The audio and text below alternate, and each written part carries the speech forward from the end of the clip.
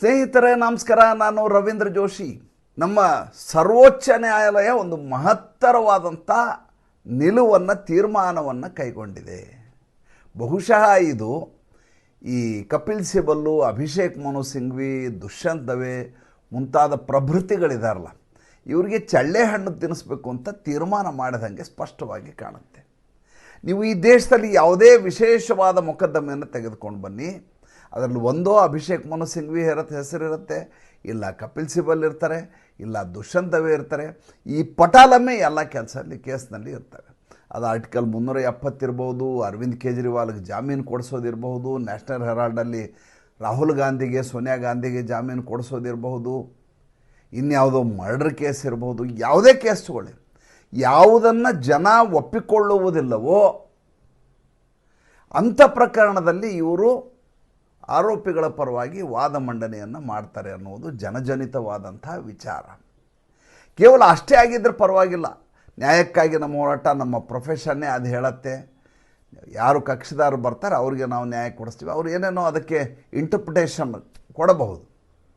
ಆದರೆ ಇವರ brand value ಇದೆಯಲ್ಲ, ಆ ಬ್ರ್ಯಾಂಡ್ ವ್ಯಾಲ್ಯೂವನ್ನು ಬಳಸಿಕೊಂಡು ಪ್ರತಿ ಬಾರಿಯೂ ಆದ್ಯತೆಯಲ್ಲಿ ಮೊಕದ್ದಮೆಗಳು, ಪ್ರಕರಣಗಳು ಕೋರ್ಟಿನಲ್ಲಿ ವಿಚಾರಣೆಗೆ ಬರ್ತಾವಲ್ಲ, ಅದರ ಬಗ್ಗೆ ಬಹಳಷ್ಟು ಜನರಿಗೆ ಅಸಹನೆ ಇದೆ.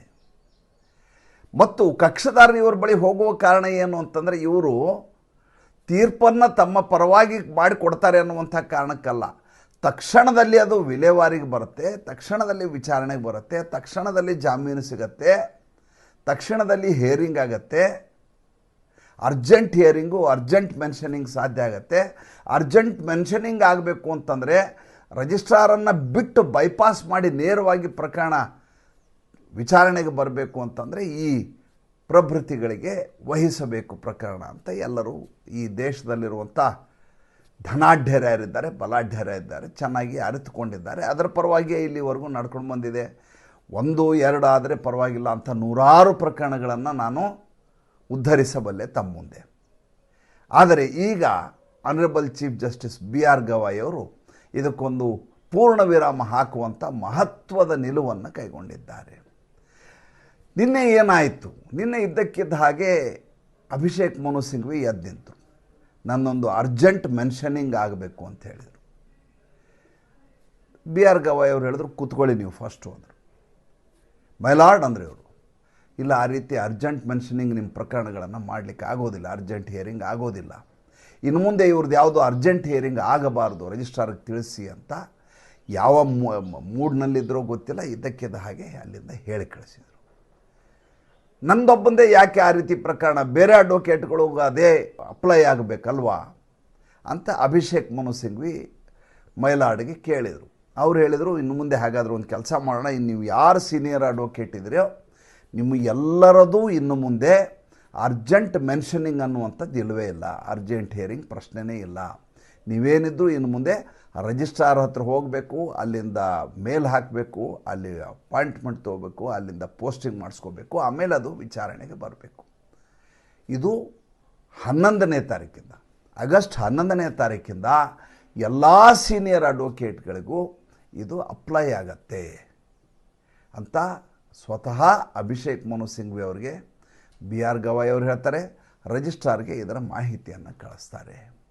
ಅಂದರೆ 9-10 ರಜೆ ಇದೆ, ಶನಿವಾರ ಭಾನುವಾರ ಕೋರ್ಟ್ ಇರೋದಿಲ್ಲ.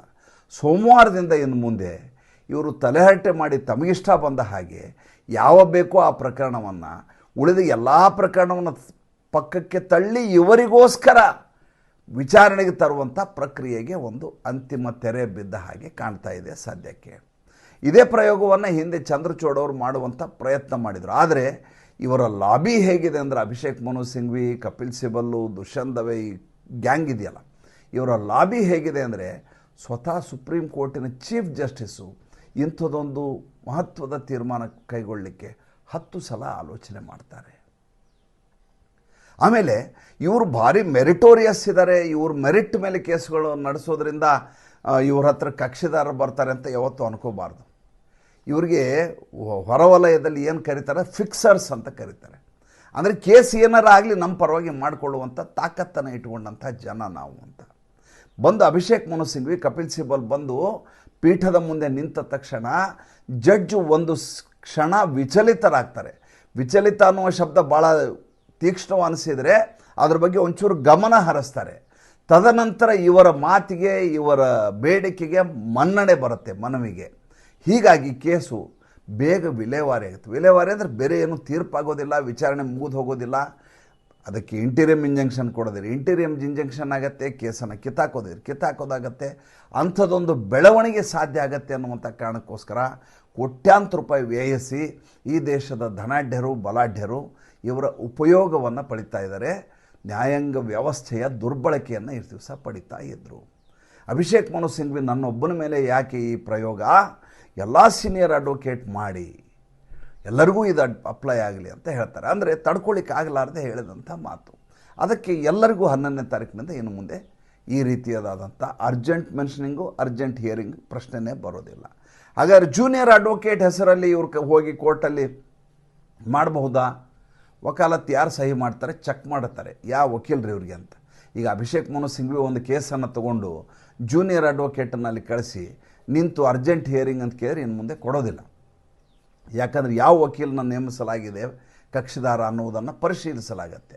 ಹಾಗೆ ವಾಯಾ ಮೀಡಿಯಾ ಮೂಲಕ ಹೀಗೆ ಊಟ ಮಾಡೋದನ್ನು ಹಿಂದಿಂದ ಊಟ ಮಾಡೋಣ, ಅವೆಲ್ಲ ಸಾಧ್ಯ ಆಗಲಾರ್ದ ಮಾತು. ಇದು ಯಾವಾಗಲೂ ಆಗಬೇಕಾದ ಕೆಲಸವನ್ನು ಚೀಫ್ ಜಸ್ಟಿಸ್ BR ಗವಾಯ್ ಅವರು ಕೊನೆಗೆ ಈಗಲಾದರೂ ಮಾಡಿದ್ದಾರೆ. ಏಕೆಂದರೆ ನನಗೆ ನೆನಪಾದಂಥ ಪ್ರಕರಣಗಳು ಒಂದಲ್ಲ ಎರಡಲ್ಲ. ಪವನ್ ಖೇಡಾ ಪ್ರಕರಣವನ್ನು ನೋಡಿ ಈತನನ್ನು ವಿಮಾನ ನಿಲ್ದಾಣದಲ್ಲಿ ಬಂಧಿಸುವಂಥ ಸ್ಥಿತಿ ಇತ್ತು. ಇದಕ್ಕಿದ್ದ ಹಾಗೆ ಇದೆ ಅಭಿಷೇಕ್ ಮನು ಸಿಂಘ್ವಿ ಓಡಿ ಬರ್ತಾರೆ, ಬಂದು ಜಸ್ಟಿಸ್ ಚಂದ್ರಚೂಡ್ ಅವರು ಎದುರುಗಡೆ ನಿಂತಾರೆ. ಜಸ್ಟಿಸ್ ಚಂದ್ರಚೂಡ್ ಅವರು ಆವಾಗ ಸಂವಿಧಾನ ಪೀಠದಲ್ಲಿ ಒಂದು ಪ್ರಕರಣವನ್ನು ವಿಚಾರಣೆ ಮಾಡ್ತಾ ಇರ್ತಾರೆ. ಮೈಲಾಡ್ ಹಾಳಾಗಿಬಿಡ್ತದೆ, ಜೈಲಿಗೆ ಕಳಿಸ್ಬಿಡ್ತಾರೆ ನನ್ನ ಕಕ್ಷಿದಾರನ, ದಯವಿಟ್ಟು ನೀವು ಈ ಪ್ರಕರಣವನ್ನು ವಿಲೇವಾರಿ ಮಾಡಿಕೊಡಿ ಅಂಥೇಳಿ ತಾಬಡ್ ಪವನ್ ಖೇಡಾನ ಬಂಧಿಸಲಾರದ ಹಾಗೆ ಆರ್ಡರನ್ನು ತೆಗೆದುಕೊಂಡು ಹೋಗಲಾಗುತ್ತೆ ಸುಪ್ರೀಂ ಕೋರ್ಟ್ನಲ್ಲಿ. ತೀಸ್ತಾ ಸೇತಲ್ವಾಡ್ ಪ್ರಕರಣವನ್ನು ನೋಡಿ, ಇದೇ ಜಸ್ಟಿಸ್ DY ಚಂದ್ರಚೂಡ್ ಅವರು ಕಥಕ್ಕಳಿ ಅಥವಾ ಭರತನಾಟ್ಯ ಯಾವುದೋ ಒಂದು ನಾಟಕ ಡ್ಯಾನ್ಸ್ ಪ್ರೋಗ್ರಾಮ್ ನೋಡ್ಲಿಕ್ಕೆ ಜಡ್ಜನ ಮಗಳು ಮಾಡ್ತಾ ಇದ್ದಾರೆ ಅಂತೇಳಿ ಒಂದು ಹಾಲ್ನಲ್ಲಿ ಇರ್ತಾರೆ. ಅಲ್ಲಿಗಿದ್ದ ಹಾಗೆ ಫೋನ್ ಹೋಗುತ್ತೆ, ಏನಂತ, ತೀಸ್ತಾ ಸೇತಲ್ವಾಡ್ನ ಬಂಧಿಸ್ತಾ ಇದ್ದಾರೆ, ಅದಕ್ಕೆ ನೀವು ಸ್ಟೇ ಕೊಡಬೇಕು ಅಂತ. ಬಂಧಿಸಬೇಕು ಅಂತ ಆರ್ಡರ್ ಮಾಡಿದ್ಯಾರೋ ಅದನ್ನು ಕೇಳಬೇಕು ನೀವು, ಅದು ಭಾಳ ಇಂಟ್ರೆಸ್ಟಿಂಗ್ ಇರೋದು. ಅದನ್ನು ಯಾರೋ ಪೊಲೀಸರು ಬಂಧಿಸ್ಲಿಕ್ಕೆ ಹೋಗಿದ್ದಲ್ಲ, ಹೈಕೋರ್ಟ್ ಆರ್ಡರ್ ಮಾಡಿದ್ದು. ಗುಜರಾತ್ನ ಹೈಕೋರ್ಟ್ ಆರ್ಡರ್ ಮಾಡಿರುತ್ತೆ. ಈಕೆ ಸುಳ್ಳು ಸಾಕ್ಷ್ಯವನ್ನು ಮಾಡುವ ಮೂಲಕ ರಾಜ್ಯದ ಮುಖ್ಯಮಂತ್ರಿ ನರೇಂದ್ರ ಮೋದಿ ಅವ್ರಿಗೂ ಮತ್ತು ಇತರರ ಮೇಲೆ ಸಾಕ್ಷ್ಯಗಳನ್ನು ತಿರುಚಿ ಅವರನ್ನು ಹೇಗಾದರೂ ಮಾಡಿ ದೋಷಿಗಳು ಅಂತ ಮಾಡಿ ಜೈಲಿಗೆ ತಳಿಸ್ಬೇಕು ಅಂತ ಈಕೆ ಪೇಪರ್ಗಳನ್ನ ರೆಡಿ ಮಾಡಿದಂಥ ಮೊಕದ್ದಮೆಯಲ್ಲಿ ಸಿಕ್ಕಾಕ್ಕೊಂಡವಳು. ಈಕೆಯನ್ನು ಬಂಧಿಸಬೇಕು ಅಂತ ಗುಜರಾತ್ ಹೈಕೋರ್ಟ್ ಆರ್ಡರ್ ಮಾಡಿರುತ್ತೆ. ಅಂಥ ಆರ್ಡ್ರನ್ನು ಅದಕ್ಕೆ ತಡೆಯಾಜ್ಞೆಯನ್ನು ನೀಡಿ ಅಂತ ಕೋರ್ಟ್ ಮುಂದೆ ಹೋಗಿರ್ತಾರೆ ಇವರು. ಕೋರ್ಟ್ ಮುಂದೆ ಹೋದಂಥ ಸಂದರ್ಭದಲ್ಲಿ, ಕೋರ್ಟಿಗೆ ಹೋದಂಥ ಸಂದರ್ಭದಲ್ಲಿ ಅವತ್ತು ಭಾನುವಾರ ಚೀಫ್ ಜಸ್ಟಿಸ್ಸು ಕಾರ್ಯಕ್ರಮವನ್ನು ವೀಕ್ಷಣೆ ಮಾಡ್ತಾ ಇರ್ತಾರೆ. ಫೋನ್ ಬರುತ್ತೆ.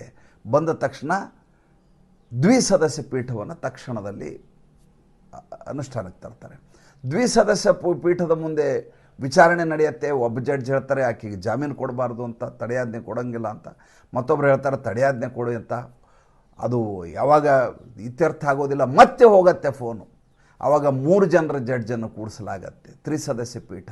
ಕೊನೆಗೆ ಬೆಳಗಿನ ಜಾವ 4 ಗಂಟೆಗೆ ಆಕೆಗೆ ರಿಯಾಯಿತಿ ವಿನಾಯಿತಿ ಸಿಗತ್ತೆ. ಅಂದರೆ ಯಾರಿಗೆ ಹೇಗೆ ಬೇಕೋ ಹಾಗೆ ನ್ಯಾಯಾಂಗ ವ್ಯವಸ್ಥೆಯನ್ನು ದುರ್ಬಳಕೆ ಮಾಡಿಕೊಳ್ಳಲಿಕ್ಕೆ ನಿಸ್ಸೀಮರಾದಂಥ ವಕೀಲರು ಮತ್ತು ಅದಕ್ಕೆ ಪುಷ್ಟಿ ಕೊಡುವಂಥ ವ್ಯವಸ್ಥೆ ಎರಡೂದರಿಂದಾಗಿ ಜೂನಿಯರ್ ಅಡ್ವೊಕೇಟ್ಗೆ ಬೆಲೆನೇ ಇರಲಿಲ್ಲ. ಪಾಪ ಅವರು ಎಷ್ಟೇ ಮೆರಿಟೋರಿಯಸ್ ಆಗಿದ್ದರೂ ಕೂಡ, ಅವರಿಗೆ ಎಷ್ಟೇ ಕೇಸಿನ ಬಗ್ಗೆ ಸಂಪೂರ್ಣ ಮಾಹಿತಿ ಇದ್ದು ಅದನ್ನು ಆರ್ಗ್ಯೂ ಮಾಡಲಿಕ್ಕೆ ಸಿದ್ಧರಾಗಿದ್ದರೂ ಕೂಡ ಈ ಪ್ರಭಾವಶಾಲಿ ವ್ಯಕ್ತಿಗಳಲ್ಲ ಅನ್ನುವಂಥ ಕಾರಣಕ್ಕೋಸ್ಕರ ಇಂಥ ಅವಕಾಶಗಳಿಂದ ವಂಚಿತರಾಗ್ತಾಯಿದ್ರು. ಮುಂದೆ ಅದು ಸಾಧ್ಯ ಆಗೋದಿಲ್ಲ. ಒಂದು ಅದ್ಭುತವಾದಂಥ, ಸಮಯೋಚಿತವಾದಂಥ, ಸಕಾಲಿಕವಾದಂಥ ತೀರ್ಮಾನವನ್ನು ಮಾನ್ಯ ಸರ್ವೋಚ್ಚ ನ್ಯಾಯಾಲಯ ಕೈಗೊಂಡಿದೆ. ಮುಂದಿನ ದಿನಗಳಲ್ಲಿ ಈ ಅಪಸ್ವ್ಯಗಳು ಸಂಭವಿಸುವುದಿಲ್ಲ ಅನ್ನುವಂಥ ಆಶಯದೊಂದಿಗೆ ಇವತ್ತಿನ ಸಂಚಿಕೆಯನ್ನು ಮುಗಿಸ್ತಾ ಇದ್ದೀನಿ. ಸಂಚಿಕೆ ಇಷ್ಟ ಆಗಿದ್ದರೆ ಲೈಕ್ ಮಾಡಿ, ಫಾಲೋ ಮಾಡಿ, ಶೇರ್ ಮಾಡಿ. ದಯವಿಟ್ಟು ನಮ್ಮ ಮುಕ್ತ ಪತ್ರಿಕೋದ್ಯಮಕ್ಕೆ ಆರ್ಥಿಕವಾಗಿ ಬೆಂಗಾವಲಾಗಿ ನಮಸ್ಕಾರ.